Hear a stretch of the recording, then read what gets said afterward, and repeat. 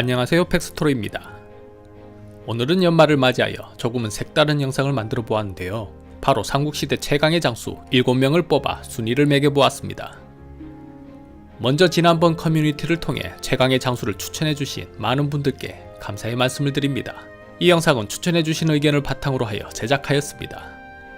삼국시대는 고구려 신라 백제가 한반도의 패권을 장악하기 위해 치열하게 싸웠던 시기였습니다. 해서 수많은 영웅들이 이 시기에 활약했었는데요. 과연 누가 삼국시대 최강의 장수인지 지금부터 함께 보시지요. 삼국시대 최강의 장수 7위 고돌발. 고돌발은 고구려 장수로서 그의 활약이 기록에 자세하게 남아있지는 않습니다. 하지만 당태종 이세민과의 전투에서 그가 얼마나 강한 장수인지 짐작할 수 있는데요. 바로 백안선 전투에서의 활약입니다. 645년 당태종 이세민은 고구려를 침략하고 요동 핵심 방어라인 계모성, 요동성을 차례로 함락한 뒤 백암성을 공격하기에 이릅니다. 백암성은 산성으로 공격하기가 매우 까다로운 난공불락의 요새로 성을 쌓은 돌이 하얀 석회암이라 하여 백암성이라 불렀습니다. 연전연승하고 있던 이세민이 백암성을 공격하자 고구려 총사령관인 연개소문은 고돌발과 함께 1만의 지원병을 보내 백암성을 구하려 했습니다. 당시 백암성의 성주는 손대음이었는데요. 그가 성을 굳건히 지키고 고돌발이 게릴라 전술을 펼치며 당나라 군대의 뒤를 쳤다면 이세민으로서도 크게 고전했을 것입니다. 고구려에 지원군이 온다는 소식을 들은 이세민은 당나라 최강의 장수 중 하나인 정군총각 계필하렉을 보내 지원병을 막게 했고 결국 둥글게 진을 친 가운데 고돌발과 계필하렉은 1대1 맞짱을 뜨게 됩니다. 누가 보아도 이름 있는 명장 계필하렉의 승리라 생각했겠지만 결과는 예상 밖이었습니다. 두 장수의 신들린 싸움 끝에 고돌발은 계필하렉을 창으로 찔러 말에서 떨어뜨렸고 계필하렉은 옆구리에 창상을 입어 큰 부상을 입게 됩니다. 고돌발이 마지막 끝내기 공격을 가하려 할 때 당장수 설만비가 고구려 기병의 포위를 뚫고 계필하렉을 구하여 달아났습니다. 하지만 안타깝게도 백암성의 성주 손대음이 항복하면서 고돌발도 사로잡히게 되는데요. 이세민은 자신이 아끼는 계필하렉에 중상을 입힌 고돌발을 처형할 것을 명합니다. 그런데 다름 아닌 계필하렉이 나서 이렇게 말하며 고돌발을 살려줄 것을 간곡히 청하였습니다. 저자는 그 주인을 위하여 휜 칼날을 무릅쓰고 신을 찌른 것이니 이는 의로운 사인입니다. 개와 말도 오히려 그 먹인 것에 보답하는데 황차 사람이 있어서겠습니까? 당나라에서도 이름 있는 명장 계필하렉은 자신의 무예에 자부심이 대단하였는데요. 그런 자신을 이긴 고돌발에게 아마 남자 대 남자로서의 정과 의리 같은 것이 생겼으리라 생각해봅니다. 이세민은 계필하렉의 이 같은 말에 감동받아 결국 고돌발을 풀어주었는데요. 이후 고돌발의 행적은 알 수가 없습니다. 삼국시대 최강장수 6위 계백. 계백은 백제의 대표적인 장수로 우리에게 너무나도 유명하게 알려져 있습니다. 영화, 드라마, 게임 등 각종 콘텐츠에서도 이름 있는 명장으로 출연하고 인기가 매우 높지요. 그의 인기는 아마도 절망적인 상황에서 포기하지 않고 끝까지 싸우는 인간적인 모습이 매우 감동적이기 때문인데요. 대표적인 이야기는 환상벌 전투입니다. 660년 신라와 당나라가 연합하여 육지와 바다를 통해 동시에 쳐들어오자 계백은 자신의 죽음을 이미 직감하고 출전에 앞서 처자식에게 이렇게 말합니다. 한나라의 사람으로서 당과 신라의 대규모 병력을 맡게 되었으니 국가의 존망을 알 수 없다. 내 처와 자식들이 잡혀 노비가 될까 염려된다. 살아서 치욕을 당하는 것보다 죽어서 흔쾌한 편이 나을 것이다. 처자식을 모두 자신의 손으로 베어 죽인 계백은 5천 결사대를 이끌고 황산벌에서 마지막 항전을 합니다. 그리고 병사들에겐 이렇게 말합니다. 옛날 월왕 부처는 5천의 군사로 오나라 왕 부차의 70만 대군을 격파하였다. 오늘 우리는 마땅히 각자 분발하여 승리를 쟁취하여 나라의 은혜에 보답해야 하리라. 그의 상대는 신라 최강의 명장 김유신이었습니다. 김유신의 군사는 5만이나 되었음에도 계백은 맞서 싸워 하루 동안 4번의 전투를 벌여 4번 모두 이기는 기적의 전과를 올립니다. 이것으로 보아 무력 하나만 본다면 계백이 김유신을 능가하지 않나 그런 생각도 해봅니다. 하지만 신라에도 김유신뿐만 아니라 관창이라는 영웅이 있었습니다.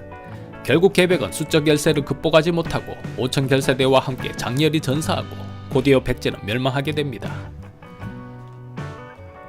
삼국시대 최강장수 5위 양만춘. 양만추는 고구려의 장수로서 연전연승하던 당태종 이세민에 싸워 승리함으로써 전쟁의 흐름을 바꾼 역전의 장수입니다. 이에 우리나라에서는 구국의 영웅으로 최고의 인기를 얻고 있지요. 영화 드라마에서도 양만추는 언제나 영웅의 모습을 담고 있습니다. 절망적인 상황에서도 포기하지 않고 끝내는 승리하였고, 그 승리를 시작으로 고구려는 당나라의 반격을 시작할 수 있었습니다. 양만춘에 관련된 가장 유명한 이야기는 역시 이세민과의 한판 승부가 벌려진 안시성 전투입니다. 645년 이세민은 계모성, 요동성, 백암성을 함락하고 안시성으로 쳐들어옵니다. 하지만 양만춘은 압도적인 군사 숫자의 우위에 있는 당군을 오래도록 막아내고 버텨냈습니다. 시간을 끌면 곧 추위가 찾아오고 양식이 떨어지기에 이세민은 초조했습니다. 어떻게든 안시성을 함락해야 했지만 양만춘이 버티고 있는 한 어려웠지요. 그러자 강하왕 이도정이 계책을 내어 동남방에 토산을 쌓게 됩니다. 성벽보다 더 높은 토산을 쌓아 유리한 위치에서 공격하려고 꾀를 낸 것이지요. 결국 당나라 군대는 60일 동안 쉬지 않고 토산 공사를 실시하였고 마침내 완성하게 됩니다.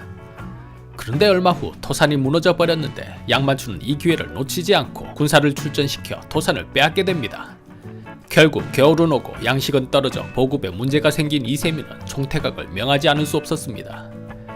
야사에 의하면 이때 양만춘은 퇴각하는 이세민을 향해 화살을 쏘았고, 그 화살은 이세민의 한쪽 눈을 그대로 관통하였습니다. 하지만 정사 어디에도 그런 기록을 찾아볼 수가 없는데, 이는 중국 측에서 자신들의 수치를 감추기 위해 의도적인 삭제 작업이 있었을 것이라는 지적이 있습니다. 이름 또한 마찬가지로 기록에는 그저 안시성주라고만 남겨져 있는데, 자신들의 황제를 처참하게 깨버린 적장의 이름을 굳이 기록하고 싶지 않았는지도 모르겠습니다. 양만춘이라는 이름이 처음 등장한 곳은 명나라 대의 소설가 웅대목의 당서지정 통속연의에서 처음 등장합니다. 그는 안시성을 지키던 고구려 장수를 전로부주수 양만춘이라 기록하였으며, 이는 후대에도 영향을 미쳐 조선 후기 유학자 송중길의 저서 동춘단일기, 박지원의 열하일기, 이익의 성호사설, 윤근수의 월정만필 등에도 안시성주를 양만춘이라고 밝히고 있습니다. 삼국시대 최강장수 4위 강희식. 강희식 장군은 고구려의 장수로서 족보를 참고한다면 병마도 원수를 영임한 장군입니다. 그는 오늘날 군인 정신의 표상이자 장군인의 모델로 가장 많이 뽑혀지는 인기 장수인데요. 그의 강직한 성격을 잘 알 수 있는 대목은 수나라가 고구려에 보낸 국서 내용에 매우 분노하는 모습에서 엿볼 수 있습니다. 597년 수문제 양견은 당시 고구려 왕인 영양태왕에게 입조하라는 국서를 보내게 되자 분노한 강희식은 이렇게 말합니다. 이러한 오만무례한 국서는 붓으로 답할 것이 아니라 칼로 대답해야 합니다. 결국 수문제는 다섯째 아들 한왕 양양에게 30만 대군을 주고 수군 주라우와 함께 고구려를 침공하게 했습니다. 강희식은 병마원수로 5만 정병을 이끌고 출전하여 먼저 수군을 모두 물리치고 이후 성을 지키면서 양양의 30만 대군과 맞섰습니다. 양양은 강희식의 활약으로 발이 묶였는데 양식마저 떨어지고 장마까지 더해 전염병이 도는 어려움에 처하게 됩니다. 결국 양양은 퇴각 명령을 내리고 돌아갔는데 강희식은 이때를 놓치지 않고 성문을 열고 나와 공격하여 수나라 군사들을 완전히 섬멸하였습니다. 삼국시대 최강장수 3위 김유신. 김유신은 신라 최고의 화랑이었고 가야 왕족의 후손이었습니다. 그는 삼국 통일을 이루고 당나라 군까지 격퇴시키는데 가장 중추적인 역할을 한 장수로서 무력뿐 아니라 지략, 정치력까지 모두 갖춘 완벽한 장수였습니다. 삼국사기 열전에 의하면 김유신은 금강국을 세운 수로왕의 12대 손입니다. 그는 신라의 진골 귀족으로 편입되었는데 644년에는 진골 귀족에 오를 수 있는 최고 관등 소판으로 승진하고 그의 가을에는 상장군이 되었습니다. 그는 특히 백제와의 수많은 전투에서 혁혁한 공을 세웠고 마침내 660년 당나라 대장군 소종방과 함께 백제를 멸망에 이르게 하는 전투에 나섭니다. 김유신은 5만의 군사를 이끌고 황선벌에게 계백과 맞서 싸워 승리하여 수도 사비성 앞으로 소종방과 합류했습니다. 그런데 당은 신라에 먼저 기선제압을 하고자 신라가 하루 늦게 합류한 것을 트집잡아 신라 장수 김문영을 처형하려 하였고, 김유신은 칼을 뽑고 이렇게 말합니다. 그러면 우리는 백제를 쳐부수기 전에 당과 먼저 싸울 것이다. 김유신의 기세에 쫄은 소정방은 결국 물러서지 않을 수 없었습니다. 김유신과 신라군은 백제의 수도 사비성을 공격하여 의자왕을 사로잡고 끝내는 백제를 멸망시켰습니다. 삼국시대 최강장수 2위 을지문덕. 을지문덕은 고구려 장수로 귀신같은 책략으로 수나라 대군을 철저하게 박살내는 불세출의 명장입니다. 당시의 수나라는 주변 여러 나라에 조공을 받는 동아시아 최강 대국이었고 고구려에도 굴복을 요구했습니다. 하지만 영양태왕은 이를 거절하고 오히려 수나라를 먼저 공격해버리지요. 수나라의 수문제는 다섯째 아들 양양에게 30만 대군을 주어 고구려를 공격했지만 강희식 대장군에게 박살나버리고 후퇴했습니다. 수문제의 둘째 아들 양광은 복수를 다짐했고 마침내 수나라 2대 수양제가 되어 113만 3,800명이라는 세계 전쟁사에 유례가 없는 대규모의 병력을 이끌고 고구려를 2차 침입합니다.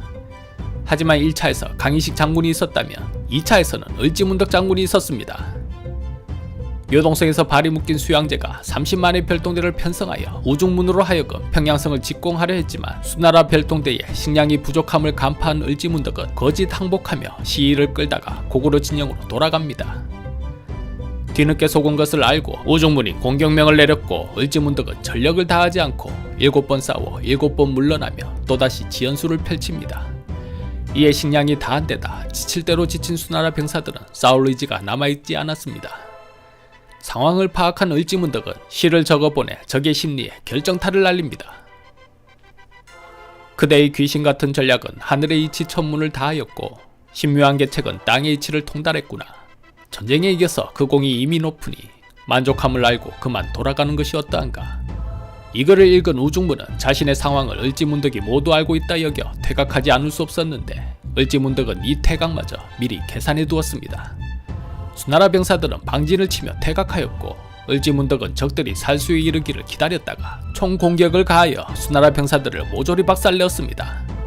이때 수나라 군사 30만 5천 명 중 살수에서 빠져나와 살아남은 잔병은 겨우 2,700에 불과하였습니다. 이처럼 을지문덕은 용맹함은 물론이요 지략의 문장력까지 갖춘 장수로서 거의 완벽한 장수였습니다.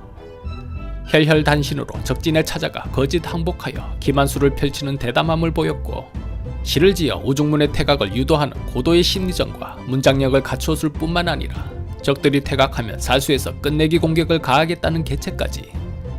도대체 몇 수를 앞서 생각하는지 가늠조차 할 수 없는 그의 신묘한 계책은 많은 이들이 혀를 내두르며 칭송하지 않을 수 없습니다. 삼국지로 따지면 관우의 무력에 제갈량의 지혜와 더불어 조식의 문장력을 퓨전해야 을지문덕이 되지 않을까요? 비교적 고구려의 평가에 인색했던 삼국사이의 김부식마저도 을지문덕에 대해서는 극찬을 아끼지 않았습니다.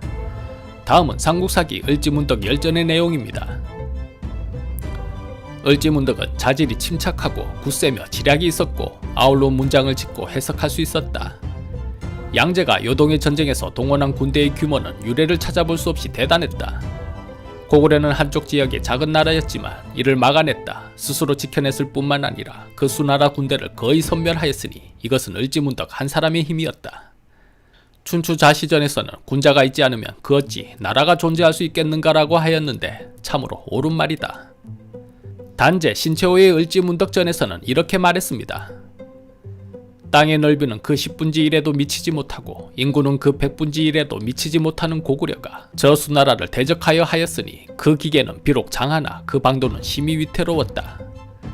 그 당시에 하루살이가 큰 나무를 흔들려 한다는 구계자들의 비판을 면하기 어려웠을 텐데도 을지공은 홀로 의연히 그러한 비판을 못 들은 척하고 적국에 대항하였으니 과연 무엇을 믿고 그러하였던가. 말하자면 오직 독립정신 단 한 가지였다. 후세 사람들이 만약 그의 머리털 하나만큼만 담더라도 그 나라의 독립을 보존할 수 있을 것이며 그의 한두 마디의 말만 잘 거두어 간직하더라도 그 나라의 역사를 채워넣을 수 있을 것이니 을지문덕이란 사람은 우리 대동국 4,000년 역사에서 유일한 위인일 뿐만 아니라 또한 전세계 각국에도 그 짝이 드물도다. 이렇게 완벽한 장수인 을지문덕은 삼국시대 최강의 장수 2위에 뽑혔습니다. 그렇다면 삼국시대 최강의 장수 1위는 누구일까요? 연개소문.